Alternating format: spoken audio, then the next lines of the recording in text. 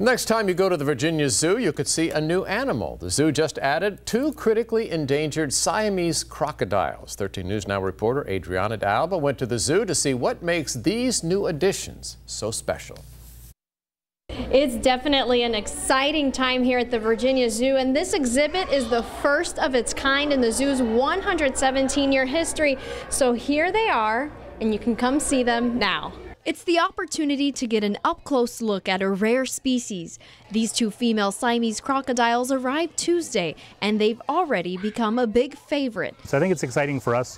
When you see everybody go through, they're all looking. They're both full-grown, about 7 feet long, and weigh 150 pounds each. And beyond being able to share the unique creatures with visitors, this is an opportunity for the zoo to also help the species survive. A goal staff at the zoo look forward to. I think it's excitement would probably be the biggest thing. I know myself, I've been here for a long time, and I know I must have come by them about 7 times yesterday just to make sure that everything was good. It's part of the zoo's captive conservation program to help the species. Through this unique partnership, the Virginia Zoo is teaming up with the Madras Crocodile Trust. They'll bring a male Siamese crocodile from Cambodia to the Virginia Zoo to help grow the population and return their young to Cambodia. It's a lengthy process that could take up to 2 years. The eventual goal is, at least as of right now, would be to breed them and hopefully do reintroduction with the babies that are part of that.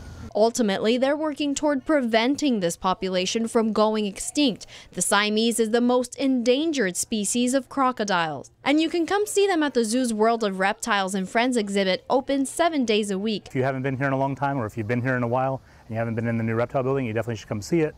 There's lots of exciting things. We got to pick it all out ourselves. In Norfolk, Adriana D'Alba, 13 News Now.